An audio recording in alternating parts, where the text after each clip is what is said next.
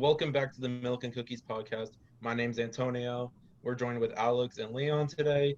I know it's been a while since we haven't filmed, but we're back. Football season's back, better than ever, and we're going to dive right in today. Perfect. Couldn't have said it better myself. As you guys know, we are the Milk and Cookies podcast. We are 3 of 4 members. Frankie could not join us today, but he will be certainly back in the future. He's not dead. He's not dead.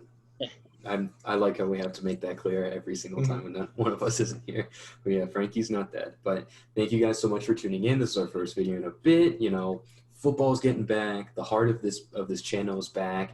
Who cares if it's preseason? Who cares if the second and the third stringers are starting? You know what I say? Football's back. Football's important. So guess what we're going to talk about today? Preseason. Oh yeah, preseason football. So, just minor disclaimer, I guess.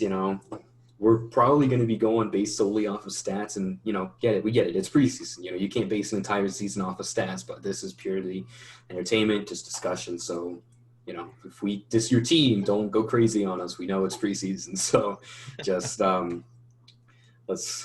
gonna get right into this. So, week 1, we haven't had football since February. We are what, 5 when the months? Bucs won the Super Bowl. 5 months since football happened. We don't care about last season anymore. Football's back now. We're worried about the 2021-2022 season. So with that being said, week 1, regardless of the team, guys, who surprised you? When you saw a player on the team or playing on the field, who surprised you and said, you know what? He looks like he might do something this season. I didn't really watch much of the preseason games. I was busy with work, but I was watching some highlights.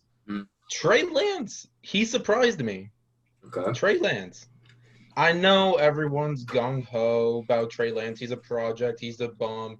49ers should have took Fields. They should have took Jones. I think this kid's going to have a stellar career future in the NFL. He has a strong arm. Yes, I know he got sacked, but he's a developmental quarterback, and that's what I like. He's a developmental quarterback. Uh-huh. And he had some really good throws. He has potential. He has the speed. He has a strong arm. He has good receivers around him, too. No, I understand. I completely agree, and I understand. Trey Lance, last year, aside, was my third quarterback. Or not last year, but during the draft was my third quarterback off the board. My other prediction, or not prediction, but surprise, the 32nd overall pick in the first round, Joe Tryon. He is one hell of a player.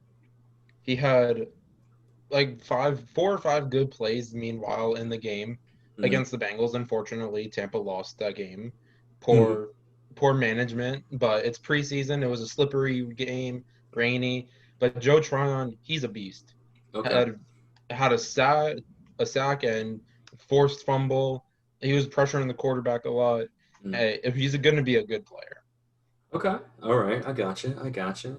I didn't really look at Tryon's stats, but I did see Trey Lance's pass that he had, the 80-yard or something like that. It was a pretty long one, but I always liked Trey Lance. I never really believed that he was not going to be good. He's very low in current skills right now, but I feel if given the right time and the right coaching, that he could be better than Trevor Lawrence.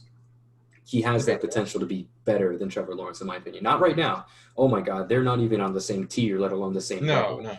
No, they're not going to be – Lance is not going to be close to Lance is not going to be close to Lawrence within the next 2 years. 3 years, potentially, but nowhere within the next 2 years. But I think if he can succeed on the 49ers and he could really bust everything out, I think he could be better than Lawrence. Leon, what about you? Man, the best QB in the draft, Justin Fields, went to the game. The hype was there. He had a couple of mistakes, but he was better than Tua that game, man. Wow, it was amazing. I did watch that game. It was fantastic. I saw the highlights of that game. I watched that game from start to finish. Another player who caught my eye was KJ Hamler for the Broncos. He's fighting to make a receiver spot. He was drafted pretty high back then, 2 years ago? Yeah. About, yeah. And he wasn't the main target. They had Judy and some. Judy, Courtland Sutton. I mean, Hamler. Who's the running back they got? Patrick Lindsay? No, he's on Houston now. The running back is still Melvin Gordon, I think. Yeah. Oh yeah. And A team, a the team second rounder that they got as well. Leon, who was that guy that they stole from us a pick above? The running back. Oh, Not Michael man. Carter, the other one. Dang. But you know who I'm talking about. Yeah. Yeah. But I mean, they have But that and Gordon, so it's going to be another running back tandem. a team that surprised me, this preseason, team we were very low on in the whole predictions, the Houston Texans blew out the Green Bay Packers, Mm-hmm. and they only had Green Bay score 7 points. Okay, yeah, maybe we were a little too harsh on the Texans. I still don't think they're worth anything. What about Zach Wilson? What do you think about his preseason debut? It was average. Average. They beat the New York Football Giants 12-7. I still think it was average. I didn't really see anything that was flashy or anything that looked I at me mean, that besides, it was... hate to say this, besides Justin Fields, all the other rookie quarterbacks were average. I can debate you on that one. I would the say only other reason you would debate me on that is Trevor Lawrence. I have a feeling that game. I have a feeling he's gonna have a bounce back game. I mean, like I said, dude, it's still preseason. You can't judge somebody on one game. You're figuring out your everything. I'll disagree with you on this instance. I don't think everybody was average. I think that there was one player that was below average, but I'll get to that later. Let me guess, so was Trevor Lawrence. No, it wasn't Trevor Lawrence, surprisingly. It's one of the other three. Okay. But so for Leon, yeah, as much as it hurt to see him torch the Dolphins' second and third stringers, Justin Fields was electric. He was throwing it once he got his groove, once he got his rhythm. I mean, you couldn't stop the guy. I'm excited to see what he can do for the Bears. I genuinely am wholeheartedly excited to see what that guy can do. Huh? Until he gets hurt. Just like Joe Burrow. So... Burrow didn't even play. There was a lot of quarterbacks that didn't play. Derek Carr didn't play. Daniel Jones didn't play. Josh Jacobs didn't play, the running back for the Raiders. Yeah, I mean, they're not going to start everybody. They're just going to contest players that they can see who can do better, just be flashy. There's only 3 games this year, so. Yeah. I know. There's 3 games, so you can't really put the starters out there, I mean, you can give the fans put them out there for like a drive or two and see what happens. Yeah, you give them one drive for the fans, but afterwards it's literally just to see who can play as the second, who can play as the third stringers. Right. Other than that, preseason is... useless. It's literally just like training camp and practice, but against another team. Yeah, that's about what I was going to say. So now, one player that surprised me, and I have a team that surprised me, so I got 2. The team was the Denver Broncos. Yes, I think the Broncos were electric. Drew Lock was 5 for 7 for more than 150 yards. Now, take away the KJ Hamler pass, which was already spectacular enough. Still averaging 4 passes at about 80 plus yards. So 20 yards per completed catch. All right. Now, Broncos fans, I don't want to get your hopes up because you do have Teddy Bridgewater now, but Drew Lock might finally actually do something this year in his It's his 4th year? Oh my God. I don't even know when you got drafted in That was the year of 2019? Yeah. Yeah. So this is his third year. Yeah, because it's 2021. Yeah. So it's his 3rd year. Again, I think it's still way too early to tell, but just seeing Drew Lock actually look comfortable for the first time in an NFL game, like actually do something, it was exciting to see. Surprising. It was surprising and exciting to see. So Broncos fans, I think you finally found your rhythm. I wouldn't be surprised if the Broncos could be a dark horse for playoffs this year. Hear me out on this. The Raiders. I didn't see the Raiders. First game back in Vegas. First game back with fans. They beat Seattle 20-7. Nathan Peterman, 26 of 39 for 136 yards, 1 interception. Nathan Peterman. The Raiders have a scary defense also. The Raiders they're improving. I wouldn't say that they're improving, but they're improving. I'm making my prediction now. They're a dark horse. They're a dark horse for this season. Yeah, I mean, for playoffs. Yeah, there's no way that they're going to be anywhere near a Super Bowl within the next 2 years. They're a dark horse for this season. Now, again, it's a dark horse for the season, but you also have to look at the rest of the dark horses of the AFC now. Okay, so Chargers aren't going to do anything. Aside from the Chiefs, the Bills, the Titans, and Jacksonville, I would say the Browns. Okay, the Browns. Big Four. The Big Four. The Ravens, the Ravens, the Steelers. Ravens hit or miss. Yeah, the Colts if they can get Carson Wentz back in time. He won't. They're not going to do anything. You never know. But those solid 7 teams are the favorites to win the playoffs. Now, again, dark horses. Miami, exactly, plus wild card. Miami is going to be the first major dark horse that could push. I say the Broncos. I say the Raiders. Who else do I think I could potentially put in there? LA. The Chargers. Yeah, that's another one. That's really maybe the Bengals if they can hit the strides right, but the AFC if they stay healthy. Same thing with San Francisco, but the AFC is probably the most competitive I've ever seen it in a very long time. I agree with that. I would agree. I could see aside from the 7 that'll make the playoffs in that bottom 9, I can see 4 teams battling for the final wild card spot in that last week. I could see that. So that's just. I think the AFC is looking better than the NFC. It's more competitive right now. They're more hungry. I think the AFC. Thinking about it like this, though, the NFC really not tooting my horn or floating my boat. The Bucs are projected to win it. Okay, but I'm not talking about the best team in the NFL. I'm talking about divisional what I'm saying side. Is, I know you're saying divisional side. But I'm saying is like.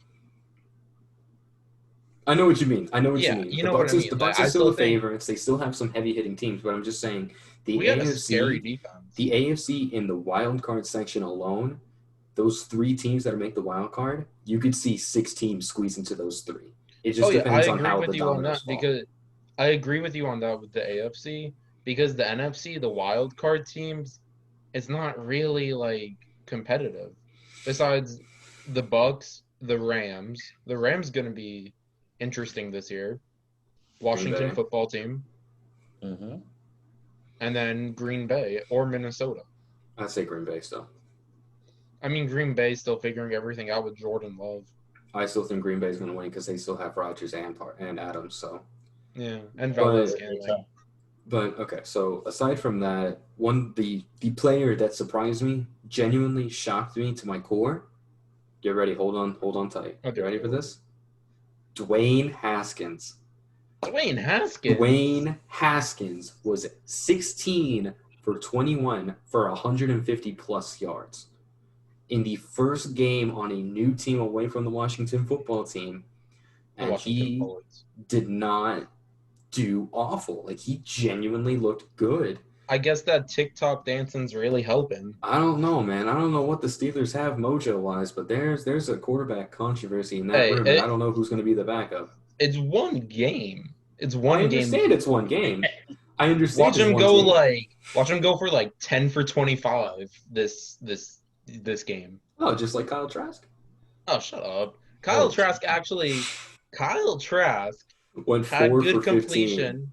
15. Okay, yes, he was 4 for 15, but he had good completions. Mm-hmm. He got that 2-point conversion when it was needed. Unfortunately, we couldn't win the game, but it was his first game. He was nervous, as you can tell. Again, I understand. He took the shots down the field. I understand. It's a lot of players' first week, their first game ever in the NFL. I expect Trevor Lawrence, Kyle Trask, Trey Lance, Mac Jones to have better games this coming week. That's fine. I completely understand. It's I will be at all the Bucs home games this year. That is right, because of your arrangement you have with the Bucs as your occupation. Direct people where to park. Yeah. Okay, I was being really secretive and discreet about that to make you sound fancy, but then you just said parking attendant. So whatever. But anyway, besides that alone, is there any other player that surprised you guys at all, or do you want to move on to the disappointments? You want to move on to the disappointments? All right, let's move on to the disappointments. Okay, I got 2, but I want to know hear your first one. Leon, why don't you start us off? Oh man, I was disappointed in Tim Tebow. You know, That's what I was gonna say. I was gonna say Tim Tebow. Mm-hmm. all the stuff behind it. It just didn't give what it was giving. You know, he was the least productive tight end on the Jaguars depth chart. So by tomorrow, Tuesday, I think he's going to be cut by 3 p.m. Central. I agree. I say 301. Well, no, tomorrow they have to lower. Oh, the deadline. Yeah, it's from 90 to what, 86? Yeah, 85. 85. Okay. Unfortunately, I got two. Okay.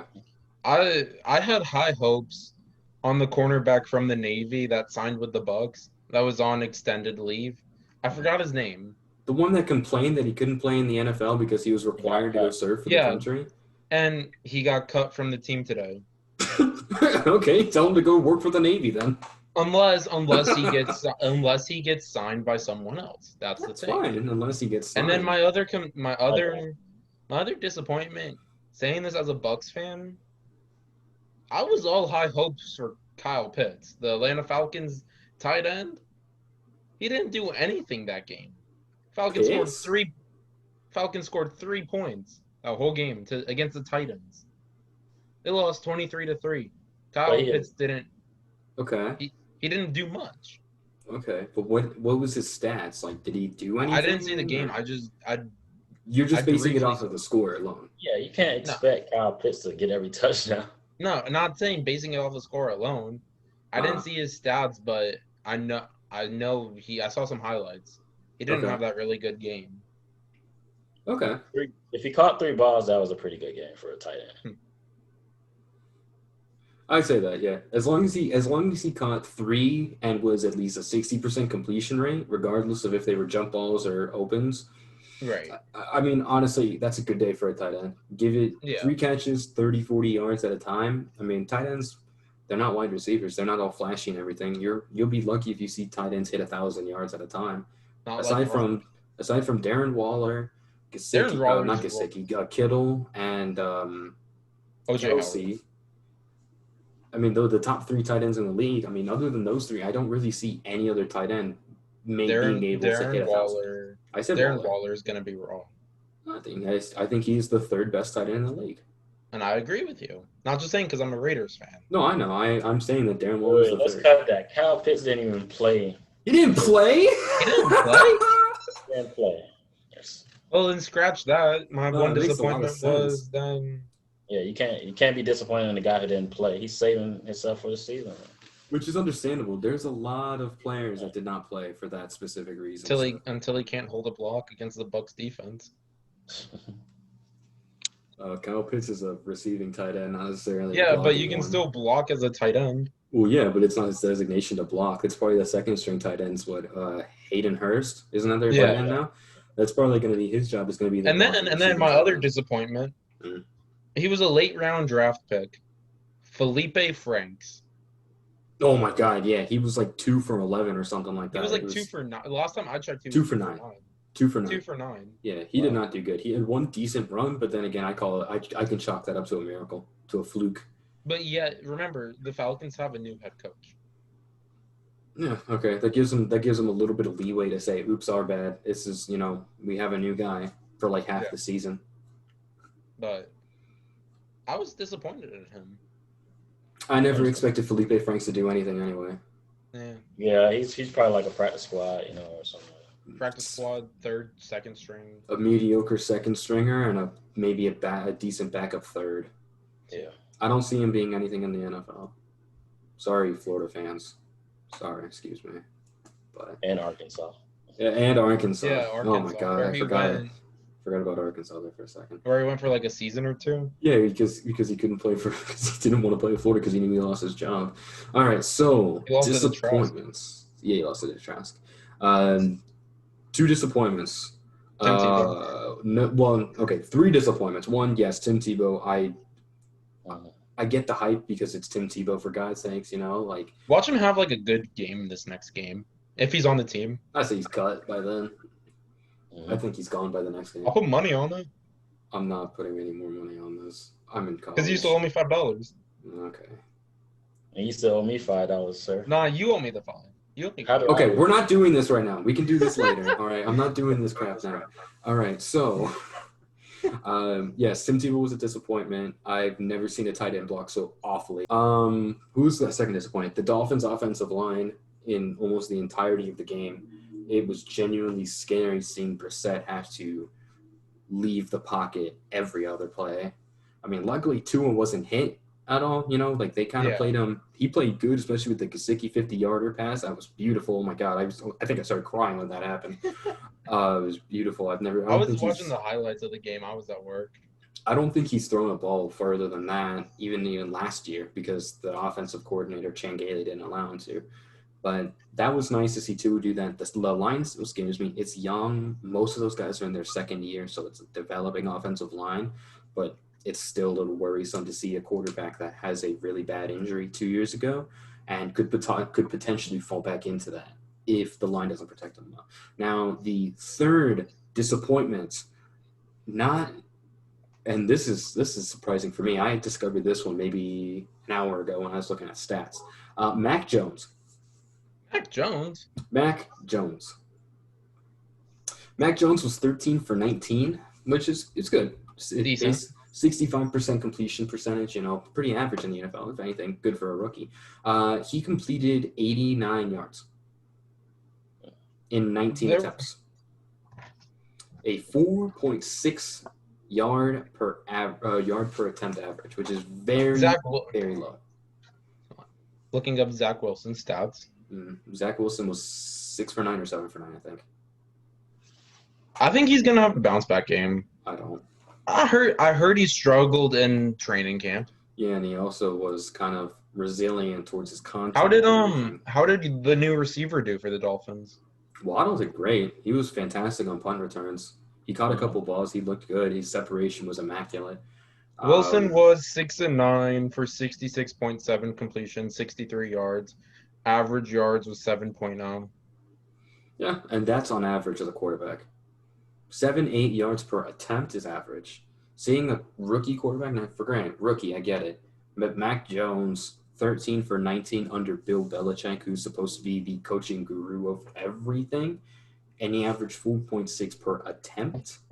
It's not looking too bright. I still think the Patriots are going to have rough times in New England right now. Still think New England's going to have a rough time this year, quarterback-wise. I don't think Cam Newton is the answer. I guarantee he's going to be gone by next year. And I still don't believe that Mac Jones is going to amount to anything better than a backup, just like AJ McCarron. So then what do you see them doing? I see them getting another quarterback after 2 years. That or getting a veteran next year. But I don't see Cam on that team next year at all.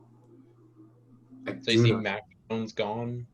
Not after a year. I think attacking a quarterback after 1 year, regardless of how much they played, is an awful thing to do, regardless of the team or the situation. I think if you attack a rookie quarterback after 1 year is borderline just disgusting because it's their rookie year. Yeah. And when I mean attacking, I mean that's what I'm saying about like looking at the preseason games. I understand. Everyone is judging. Oh, Trevor Lawrence didn't have a good game. Zach Wilson, Justin Fields had one good game. But that's also my thing. I understand I'm acting like a hypocrite when I'm saying that I don't think Mac Jones did that good and I don't think it's going to translate well into the season. But I'm also not calling him a bust directly to his face. I'm not saying that he's going to be doomed to fail. I'm just saying that I believe that there's going to be a little bit of quarterback issues. I'm not saying he's going to be an awful quarterback. I think he could have a decent bounce back year in his second year. But for right now, I don't think he's going to be revolutionary. He's a project. Again, I don't even think he's a project because the thing is that like right now I can say that Mac Jones is better than Trey Lance in terms of skills and stats. In terms of skills as of right now. You can say that. Yeah. But I don't think Mac Jones is going to be elevated on that pedestal of the project Bill Belichick quarterback, At least not yet. At least not yet. But other than that, the only quarterback that we know that succeeded under Bill Belichick was Tom Brady, which is one guy. Take away Tom Brady, and we don't know how Bill Belichick would have reacted. You don't have 6, 7 Super Bowls.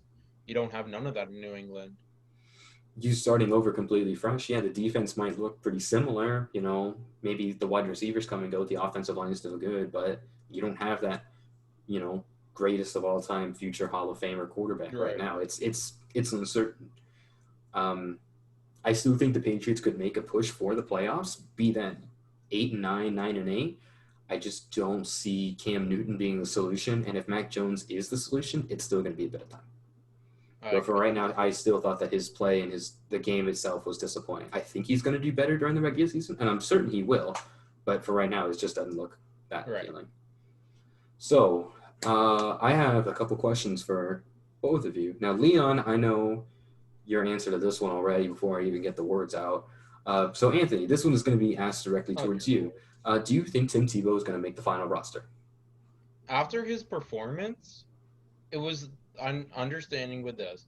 There was a lot of hype around the Jaguars. Trevor Lawrence, Travis Etienne, Tim Tebow, Urban Meyer. I'd give him another shot. I'd say play this next game.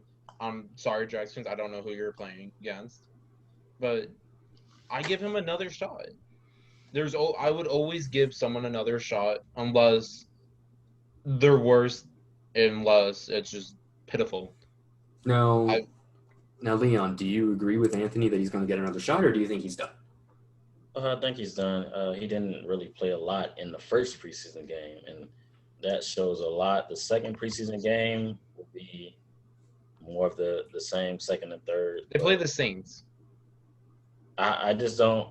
I feel like if he isn't getting enough snaps right now in the first game, who they want to play, it just won't matter because when they're cutting to 85, they're evaluating these next people they're going to cut. So it's like I mean, you look at it right now. There are 90 players, give or take, unless it's an international player. Okay, I got a question. Okay, what? Who's day one QB1 for Jacksonville? Trevor Lawrence or Gardner Minshew? Trevor Lawrence. Trevor Lawrence. Trevor Lawrence. The amount of them they drafted him first overall for a reason. But what were you going to say? They said there was quarterback controversy. That's why. I said, and they play the Texans. It could be an easy win. Yeah. I mean, you never know with the Texans.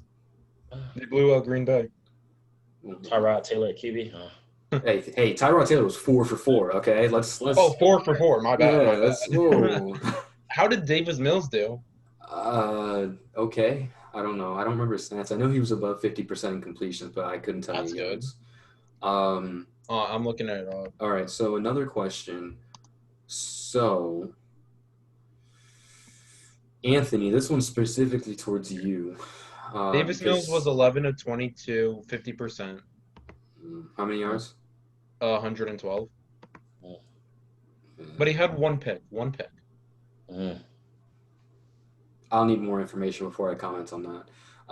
Anthony, this question I think you can only answer because it is about the Tampa Bay Buccaneers. I'm stroking your ego right now. Excitement in the air. Yeah, I know. So tell me this: aside from Tom Brady, the remaining 3 quarterbacks, Blaine Gabbert, Ryan Griffin, and Kyle Trask, who's going to be second stringer? Who's going to be third stringer? And who's going to cut? God, this pains me to say. I was a Ryan Griffin fan. When we signed him, I was a Ryan Griffin fan. I'll tell you this after. But I think it's going to be Tom Brady, Kyle Trask, Blaine Gabbert, practice squad Ryan Griffin. So you think Kyle Trask is going to be the second stringer? I think so. Just because Blaine Gabbert's up there in age. Leon, all right, I see your head, man. Tell me what you're thinking. Gabbert and Tom Brady are like this ever since he came to Tampa, man. He knows the back of the playbook. He used to be a star in Jacksonville, right? Yeah. When he was drafted. He's good, man. Gabbert's good. I like him. I think Gabbert is one of those rare exceptions that you have a somewhat above average backup quarterback. I say, Anthony, I agree with you on the Ryan Griffin part. I would switch Trask and Gabbert mainly because Gabbert is a veteran and he understands the NFL and how it's run a little bit better. My thing though with Griffin is like he played in the game. The 2 picks, they were tipped balls. They were tipped. Those weren't his fault. Mm-hmm. And everyone's blaming Ryan Griffin for that. But I just feel like I think Ryan Griffin on a different team would be better. Hate to say it, but I think he'd be better on a different team. Okay, that's a good evaluation. Hate to say it because it's it's a guy that you rooted for since he was drafted. I mean, we Well, he was all drafted have with that the feeling Saints. about some guys. He was so- drafted with the Saints, and then we signed him. Yeah. I mean, everybody has that feeling for some player. So now that you actually say the Saints, this is, I think, is the most important question as of right now. Hill, Winston era? Who's going to be starter on week 1? Jameis Winston, Taysom Hill, or Ian Book? Okay, I got this. Call me crazy, I don't care. It's Taysom Hill time in New Orleans. I would Taysom have drove to your house and stabbed you if you said Ian Book, so I'll take that. Taysom Hill, Jameis Winston, Ian Book. Leon. From watching the highlights, the Saints will be running like a 2 QB type Wildcat. Okay. And the bulk of the passes would be Jameis, but Taysom Hill is going to get a lot of playing time. He's going to. It's Taysom Hill time in New Orleans. That's what I'm calling. I'm agreeing with Leon. I agree with Leon. I think Jameis has the starter spot, but I also think Taysom Hill is going to be that special wild card option. Jameis still makes the same mistakes. And Taysom Hill is not a quarterback. Taysom Hill was a quarterback he's still a quarterback with New Orleans nowadays. I understand he's listed as a quarterback, but he plays more than anything else besides quarterback, more than he plays quarterback. So what I think the Saints could do and should do is you have Taysom Hill lining up wide out on the outside. You have him fall back. You have Jameis do a backwards pass and let Taysom Hill rip it 50 yards if that's available. Worst case, you let him run the 20 yards. Jameis can't even throw 50 yards without throwing a pick. I wasn't saying that Jameis was going to throw the 50 yards. I said give it to Taysom Hill to throw the 50 yards. True. I think the guy under center is going to be Jameis Winston, but I wouldn't be surprised if Taysom Hill was the special case that he's going to get at least maybe 50 passing yards a game. I agree. Yeah. Yeah. So. And then you got Atlanta now. Ryan. It's still going to be Matt Ryan. Matt Schaub, Felipe Franks, and then Carolina, Sam Darnold, PJ Walker, Will Grier. Will Grier. Will Grier, West Virginia Mountain Mama quarterback, yeah. I give him another shot. I think he's going to do good this year. PJ Walker was an exceptional XFL quarterback. He'll be the second stringer. No, not PJ Walker. Will Grier. Virginia. I know. I think he's done. You think he's done after, 1-2 seasons? 2, maybe 3 seasons? Not enough room. It's not even that there's enough room. It's just that usually when you have a quarterback that was drafted low and they don't produce anything that even proves that they could be a second stringer, let alone a third, there's no point in letting them. You just kind of let them be that journeyman practice squad quarterback. That's the same thing with Will Grier. Right. I think it'll be Darnold, and I think it'll be PJ Walker as backup, and then they'll probably find somebody to do a third. But I don't see Will Grier doing anything. Yeah. So. But that'll do it for today's episode. Thank you so much for watching. We will get another one in after week 2 of preseason. Be on the lookout for Leon and I doing a more in-depth analysis of the Dolphins-Bears game, because that will definitely be coming out soon. Go Fins. Definitely go Fins. So thank you so much for watching. It's good to be back. It's good to be back also in my home after being away for a bit. So with the FSU flag. Yeah, with the FSU flag in the background.